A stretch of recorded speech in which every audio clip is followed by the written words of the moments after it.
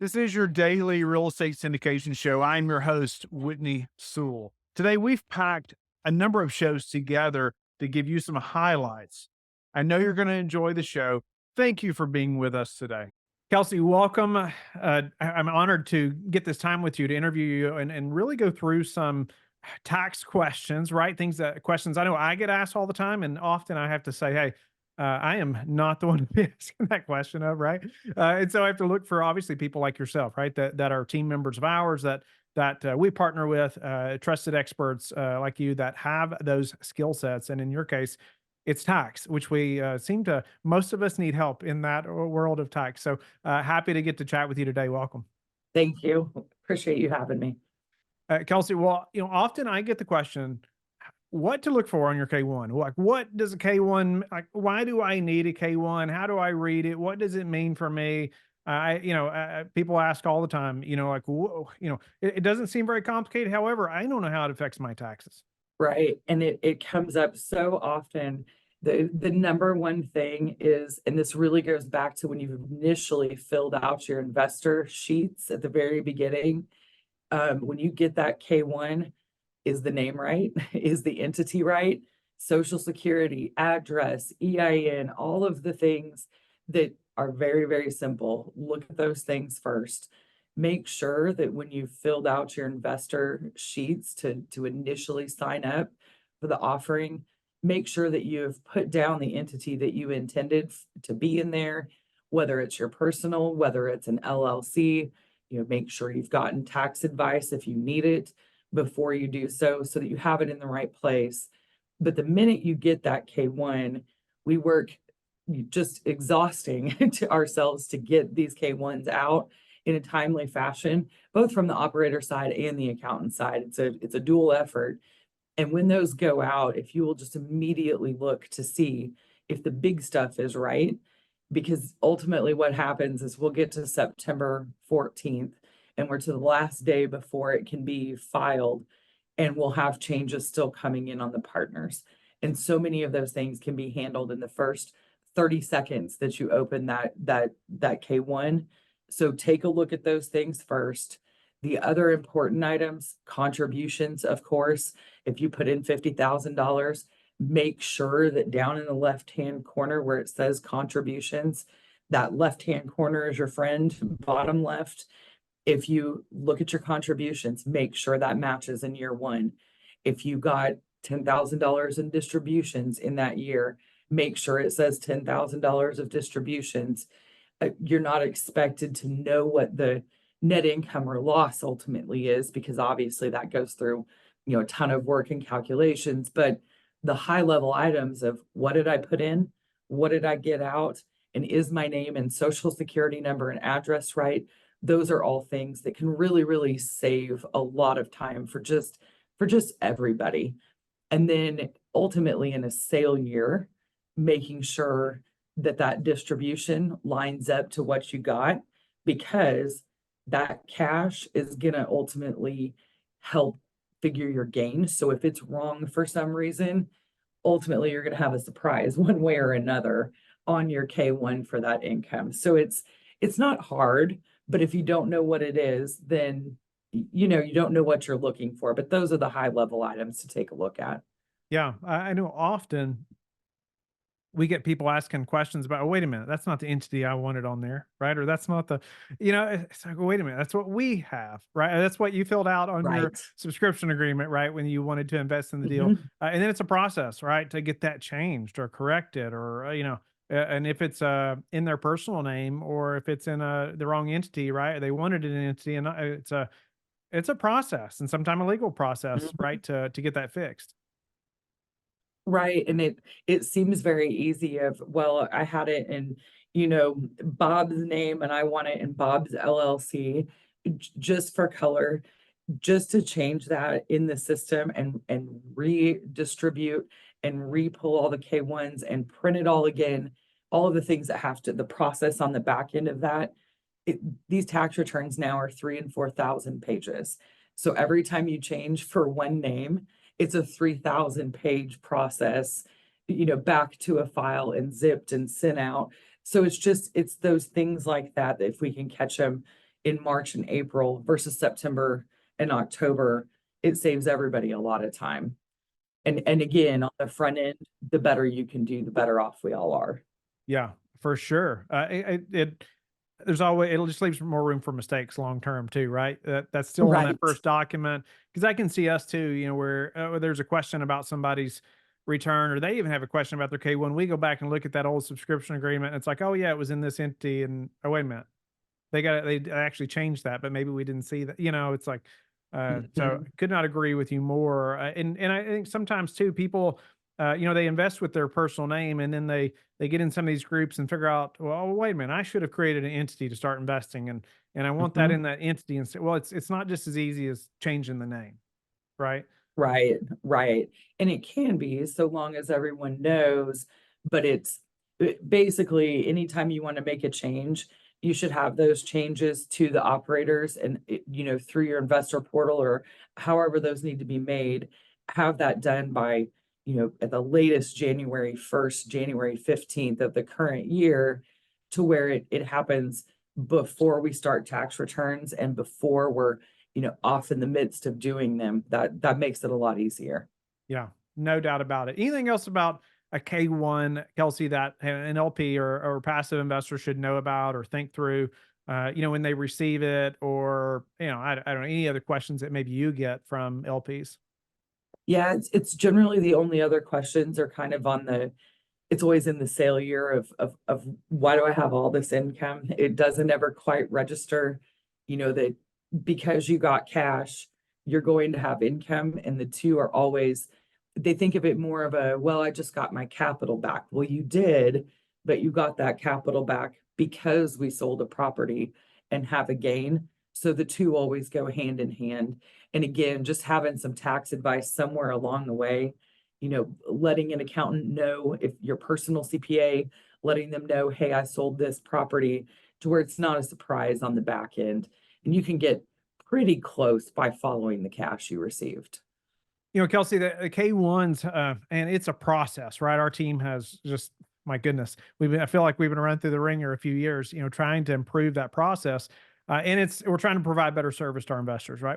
Well, many of them, are very concerned, right? That if they can't file by the first deadline, right? And so I just wonder, what are your thoughts behind that concern, right? Should they be concerned if they're filing 3 or 4 weeks later, right? Or if it's even 8 weeks, after that deadline, or what are your thoughts behind that? I just don't see it as an issue. I know it's always a thing to rush to get these out by April 1st so that people can file by April 15th. And I do understand if you just have one K1 and that's the only thing that's holding up your return, that's frustrating. But from an IRS standpoint, I've been at this is my 19th tax season. I've never seen any correlation between the two. I know there's some, you know, older school that maybe you got audited more if you filed in late September, October. But I just don't think that, May and June filings make any difference to April 15th. Obviously, you want to have your taxes paid in so that you don't have penalties and things, but the extension itself, it doesn't hurt you. Well, who can actually deduct these real estate losses, right? And I think there's confusion there often. Who can use those, who can't? That is probably one of the number one questions I get. A lot of times it's new investors, it's their first real estate investment. And this doesn't only pertain to real estate, but it's anything that is passive. So I give you $50,000 of my money, and then essentially, other than checking in to make sure it's going okay and getting my distributions every year, I don't do anything, right? I invest my money for you to put it to work. Then we sell a property and I get, some percentage of that sale, and hopefully that's a gain and we move on. So by nature, I'm passive in that investment. So what the IRS says is, nice try. If you have a passive investment, you can always pick up passive income. They're never, worried about that. But you cannot take a passive loss unless you have passive income to offset it.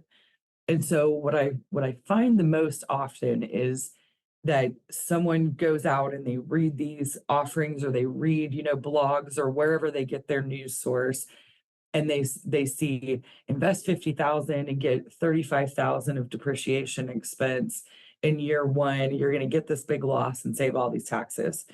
And that's where everyone stops reading. And what really happens is, assuming that's in a bubble and you just have that one K1, I don't have 10 other investments that I'm not active in, that loss doesn't go anywhere. It sits there. You get to keep it. It's yours, but you can't deduct it in the first year because you're not active. In order to be active, you'd have to have at least 500 hours in any one activity. Looking for investments doesn't count. So truly out there pounding the pavement, part of it, or more than anyone else. So in an LP deal, a normal real estate deal, that's just not going to happen. However, all of that loss carries forward.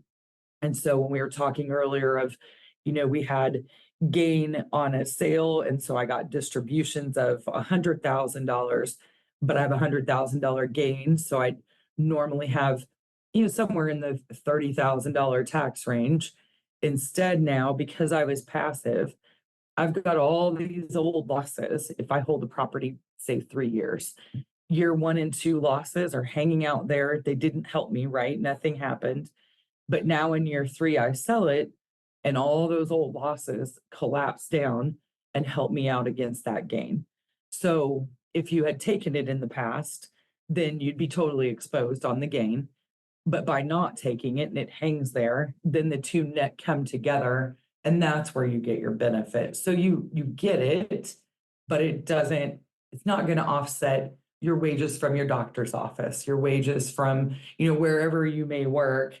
That passive loss is just not going to offset that. And I think there's just a lot of confusion around that particular little nuance that we get really excited about the depreciation losses, but don't stop to make sure it all fits into your particular situation.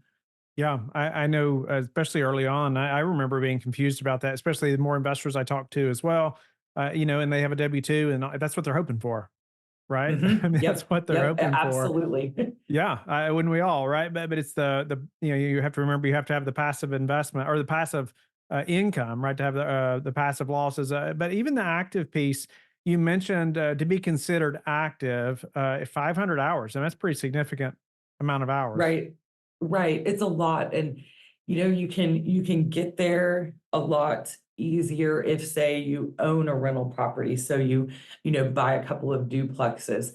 Then it's a little easier to get to that active participation, and you maybe take some of those losses there, but they're going to find a way to take them away if they can. Like, that's the way I always try to tell everyone and think about it, is if it sounds too good or too easy, it probably is.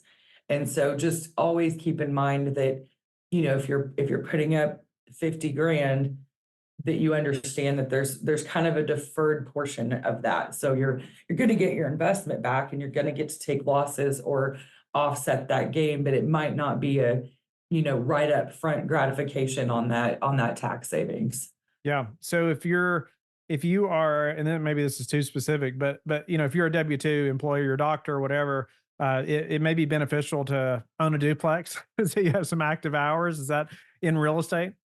It helps a little bit, but it still won't get you there with your LP investments. Yeah. It would just maybe get you some losses, somewhere else. It might help you out, but these LP investments, for the most part, if you're a W-2 employee, you're just not going to get there. So it's more about where it comes into play is, say I'm in a year where I had my first LP investment, and now we're into that sale year, and I don't have enough losses to offset that gain, and I've got a bunch of ordinary income and it's sitting out there and I'm exposed. That's when you can time it and maybe go into another investment. And because you have passive income from a sale, now you might get to offset with some of those new losses. So you start into a pattern, if you're willing to do it, you start into a pattern of kind of chasing deals is what you end up with. To where if I know I've got a big exposure of tax in this year, well, now is a good time to go invest in another property, get some of those losses to help offset. You're kind of pushing it down the road, but as long as you're willing and able to put up the money, that's how you can kind of use those losses. Wow. Any other tips or thoughts around that, or the way people have done that, or just any confusion around that from LPs? Right. I mean, I think the big thing now is it the bang has gone down a little bit because bonus depreciation is phasing down. So, up through 2022, we were taking 100% bonus, doing cost segregation studies. It was easy. You were getting, a good 30% of every property as 100% bonus and deducting it. 2023 comes along, that's 80%. Now we've started 2024, we're down to 60. Now, we're all patiently or impatiently waiting for something to happen and that get changed again. But right now we're at 60%. And so you're really going to have to start to be careful. I think you're going to see people maybe being a little more deliberate about when they invest and how they invest, knowing that the dollars are a little smaller now. Again, it's all timing, right? You get it.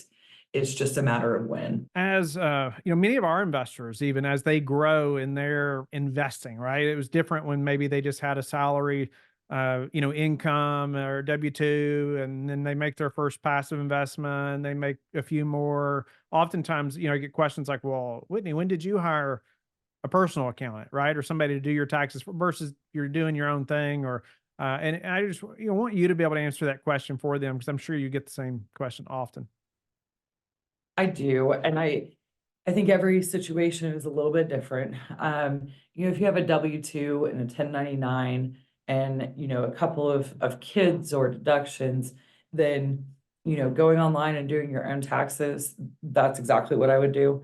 When you start to invest and you're going to get K-1s, if any of the things surrounding passive losses or real estate or, you know, what happens when you sell them, if any of those things are new and confusing, if that's probably a sign to talk to someone and get some help.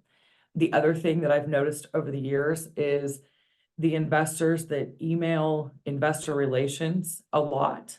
They have a lot of questions or about, how these things come up or how they've come onto their K-1. If you're catching yourself doing that a lot, that probably means you need to go get someone.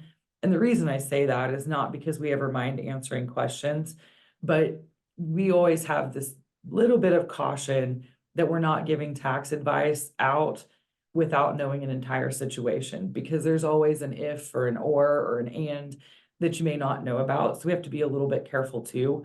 But I will tell you that if people come to me, LPs, just anyone in general, if they come to me, have me look at a tax return and I look and I say, hey, there's just one K-1 and you may have 2 questions a year, I'm more than happy to answer those 2 questions rather than charge them a bunch for a tax return that they could otherwise just get online and do themselves.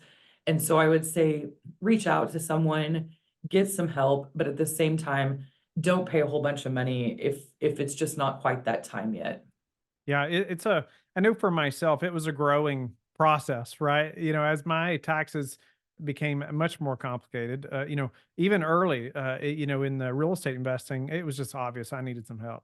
I mean, I had more Right. questions, like you said, more and more questions as I'm doing more things outside of a salaried position, and I didn't know the answers, and it was pretty quick. I'm like, okay, I need somebody else to do this for me. Right. And I think the other one that triggers it immediately is, if you're a Texas resident, but you invest in a Colorado property, or, the other way around, anytime you're outside your own state and comfort zone, that gets a little bit tricky. Generally, it's going to be time to, check in with a professional and kind of make sure that you're going about it the right way, or you don't miss something and get a bunch of notices or deduct something you shouldn't and land with an audit, because that's ultimately going to cost you 3 times what it was to just pay someone in the first place. Yeah. And I get that question as well often around, should I be filing taxes in other states since I'm investing in properties in those other states? Well, how would you respond? And the answer is generally always. And the reason is, again, I'm a Texas resident, but I have invested in a property in Colorado. If I don't file in the first year when there's a loss, then when I sell that property and I now owe tax in the state of Colorado, Colorado doesn't know anything about those losses that happened 2 years ago.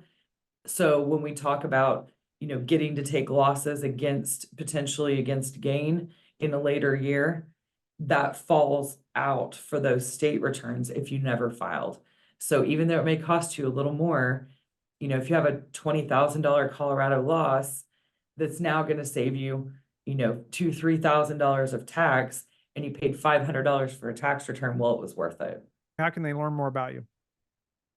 Right. If you ever have a question or want to reach out, you can either email me, and Whitney, maybe you can add my email and my contact information. The easiest way to get a hold of me is email. I'll get back to you as soon as I can. We're about to be super busy, so I may be a little behind the next couple of months, but we are ramping up and hiring up.